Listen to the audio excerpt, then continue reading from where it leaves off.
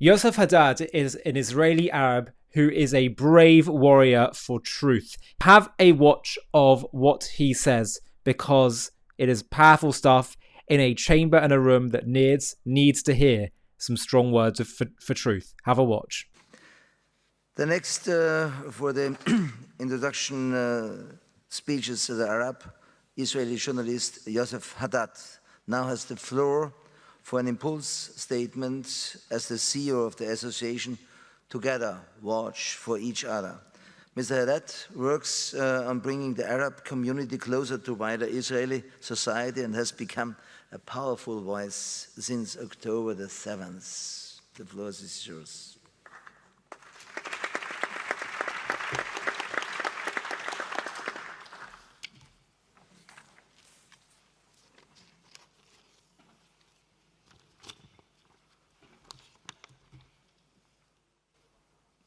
President of the Austrian National Council, members of the parliament from across European nations, members of the European Parliament, members of Knesset, all distinguished guests, shalom, marhaba, hello. My name is Ysef Hadad, and it is an honor to be here with you today as a proud Israeli citizen, as a proud Arab Israeli citizen of the State of Israel. I was born in Haifa, the largest mixed city in Israel, and raised in Nazareth, the largest Arab city in Israel. Growing up, I fell in love with playing football, and doing so in the largest mixed city led to my close friendship with children of all backgrounds.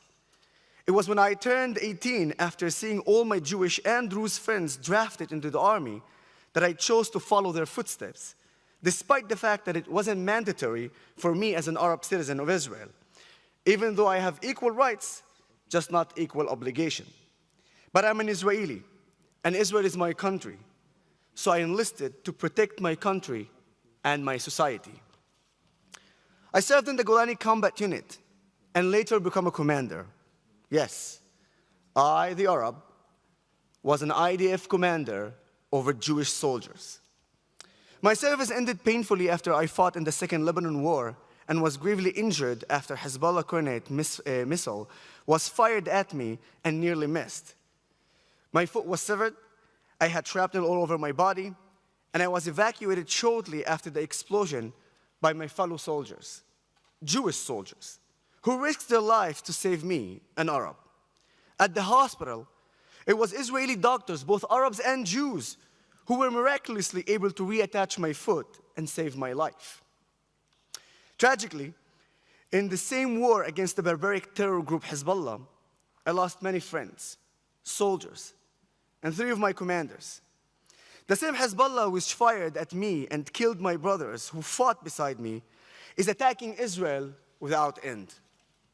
But before I get to the current war, we have to have an honest conversation about what life is really like for an Arab citizen of Israel, which some organization with political agendas have falsified claimed that Israel is an apartheid state. So in the apartheid state of Israel, 30% of the doctors and 50% of the pharmacists are Arabs, when we make up 20% of the population. In the apartheid state of Israel, Arab Israelis serve in the Knesset and are ministers. They are IDF commanders. They are leading journalists and academics. They are professional athletes who represent Israel in the international states. They are popular musicians and even Supreme Court justice, like, for instance, Salim Gibran, who put a Jewish president and a Jewish prime minister in jail for crimes they have committed. Sadly, Arab Israelis also suffer from the plague of terrorism, and yes, even anti-Semitism. When Hamas fire rockets at Israelis, do you think that their missiles check if the target is an Arab or a Jew? Do you know that nearly half of the civilians casualties in northern Israel in the Second Lebanon War were Arab Israelis? Or that Arab Israelis were murdered in Hamas suicide attacks in the Second Intifada, such as the Maxim restaurant bombing? By the way, the Maxim restaurant is co-owned by Arabs and Jews. The people who go there, who eat there, are Arabs and Jews. Who work there, Arabs and Jews. The tragic result is 21 Israelis were killed, Arabs and Jews. Over 50 were injured, Arabs and Jews. or that the only injury from Iran's attack on Israel in April was an Arab-Israeli little girl from the south, or that a Hezbollah rocket murdered 12 Arab children playing soccer in the Druze village of Majd al-Shams. Did you know that Arab Israelis were slaughtered in cold blood by Hamas terrorists on October 7? And taken hostage into Gaza, where they are still held even today. We are an integral part of our country. And when our country bleeds, we bleed. Many of us are proud to be Arab and proud to be Israeli. We help shape the country's future as democratic and Jewish state, which brings us to today. Make no mistake, this conflict is not between Arabs and Jews. It's not even about land. It has everything to do with the obsessive genocidal supremacist ideology steeped in anti-Semitism that seeks to eliminate the state of Israel, the United States, and yes, Europe as well. So what is this ideology? What is Hamas really? Hamas is a terrorist organization ruling the Gaza Strip, funded by Iran and Qatar. They prides itself on armed resistance against Israel and reject our right to exist in any borders. Even prior to October 7th, Hamas fired tens of thousands of rockets at civilians in southern Israel, each and every one a war crime. They launched a second intifada in the early 2000s, a wave of suicide bombing and other terror attacks responsible for the death of hundreds of Israelis, Arabs and Jews, including children.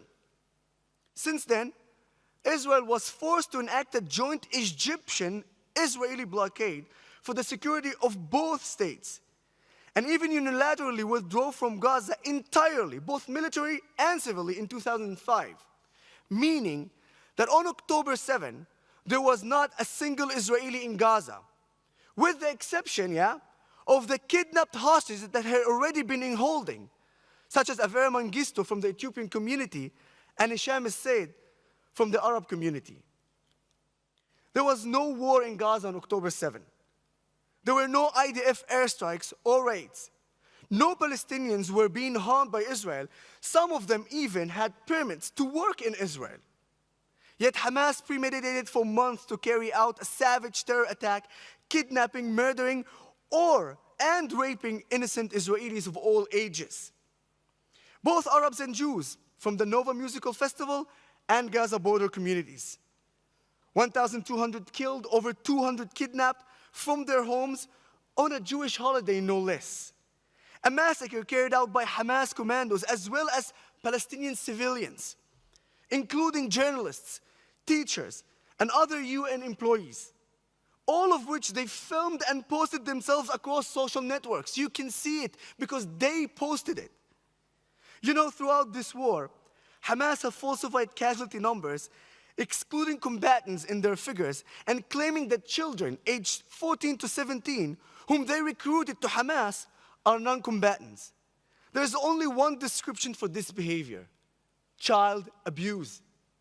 For example, when Islamic Jihad misfired a rocket and hit the Al Ahli hospital, Hamas immediately claimed 500 had been killed in an Israeli strike at the hospital.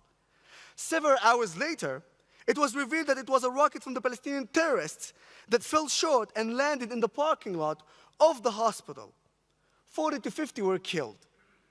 But Hamas does more than lie. They cynically exploit their own people, repeatedly fired rockets from their humanitarian zone, shooting and beating Gazans who follow IDF instructions to get to safety, stealing aid and reselling it at an obscene price, and barbarically pursuing any Gazans who criticize Hamas, and there are footage of it, and using civilians, especially children, as human shields. For 11 months, they have used innocent human beings, among them Israeli Arabs and Jews, babies and elderly, women and men, as pawns in their terrorism, while manipulating the public about what is really happening on the ground and brutally oppressing their own people.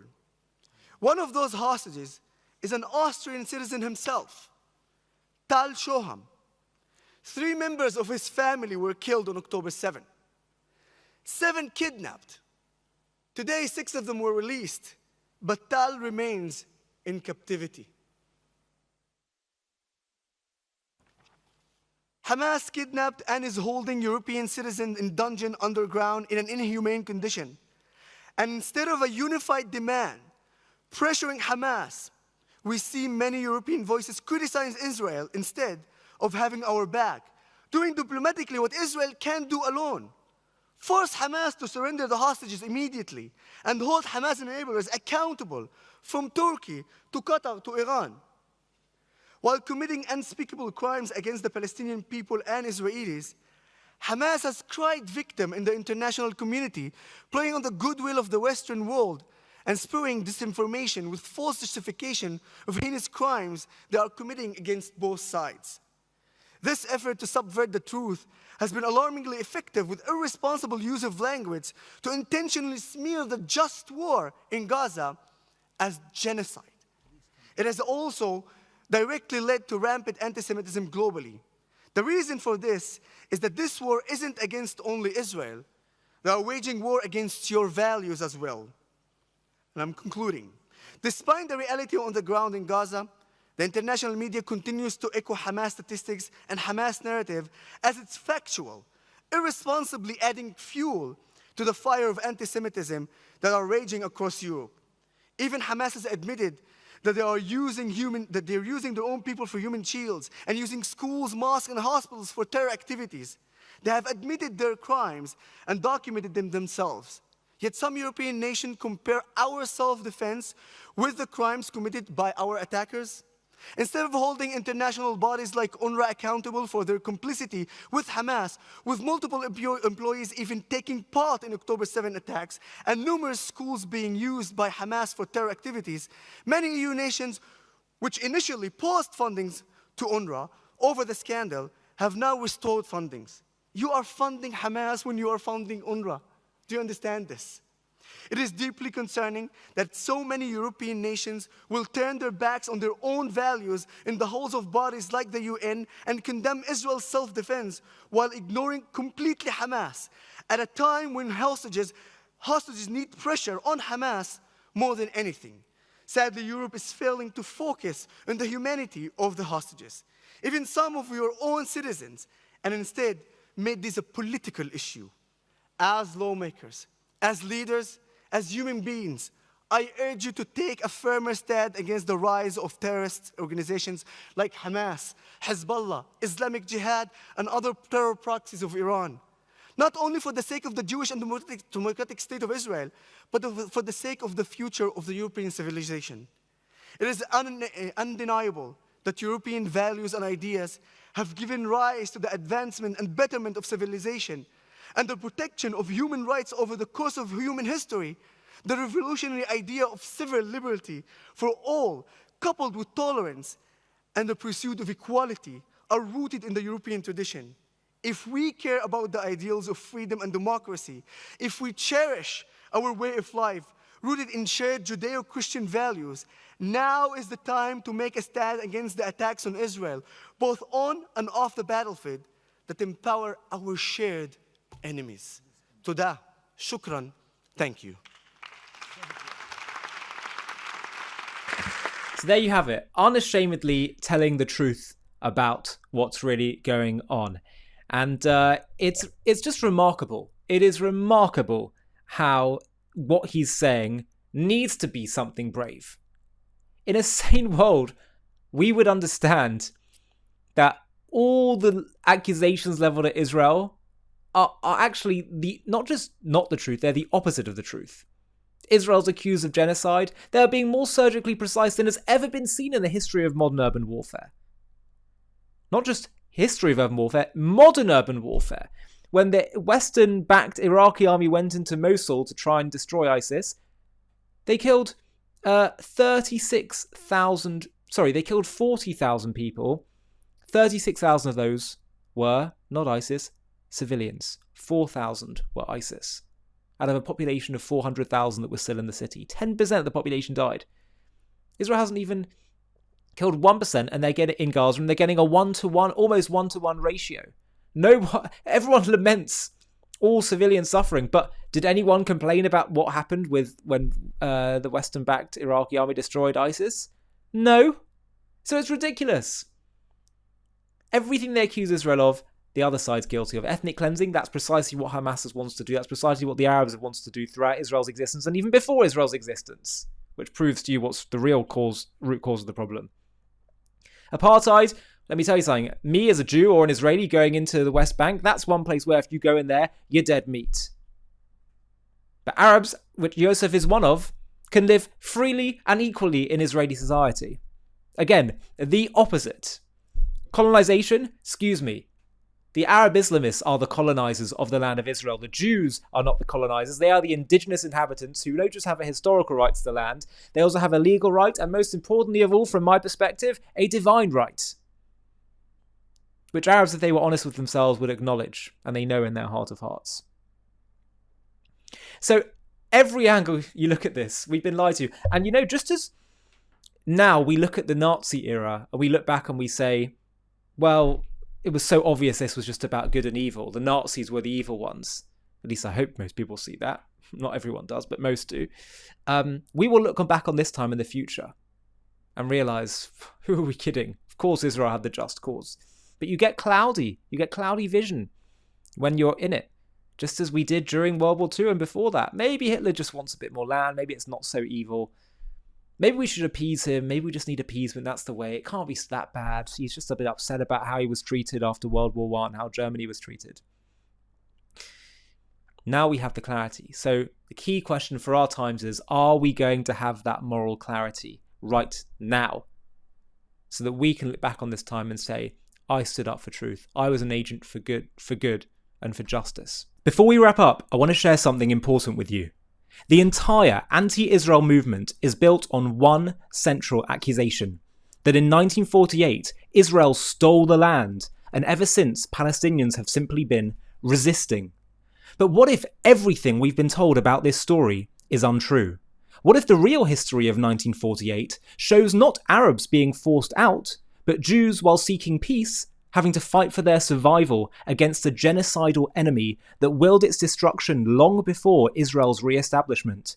Have a watch of the trailer for our new, groundbreaking and essential documentary entitled What Really Happened in 1948. And if you want to see the full film, just click the link in the video description. In 1948, the world witnessed the rebirth of the Jewish state, the State of Israel. A moment celebrated as a miracle of survival and self-determination after centuries of persecution and the horrors of the Holocaust. Yet for decades, this event has been twisted into a narrative of theft and catastrophe, with the so-called Nakba portrayed as Israel's original sin, where Jews allegedly stole Arab land and displaced innocents in a premeditated act of ethnic cleansing. But what if this story is fundamentally inverted? What if the cause and effect are the other way around? Not Israel aggressively seizing territory and Arabs responding in self-defense, but Arabs, driven by deep-seated hatred, rejecting the Jews' legal and historical rights to live in their ancestral homeland and waging a genocidal war long before Israel's re-establishment. In this JTV Plus documentary, we're going to uncover the unvarnished truth about 1948, the centuries of pogroms and anti-Semitic violence that set the stage, the Arab leaders' explicit calls for extermination, and the defensive war Israel fought to secure its existence. We'll challenge the pervasive lies head-on, showing how Arab rejection of peace wasn't about creating a Palestinian state, but about denying Jews the right to live at all. From the Nazi-allied leader of the Arabs in Palestine, the Mufti al-Husseini, to the forgotten occupations by Jordan and Egypt, when no Palestinian state was even considered, this is the story of a conflict rooted not in displacement, but in whether the Jews deserve to live in their homeland. Join us as we debunk the myths with facts, confront the historical record fairly but firmly, and reveal why 1948 was not an act of aggression, but a righteous response to annihilation. This is what really happened in 1948. To watch this JTV Plus documentary and access much more premium content, click on the link in the video description.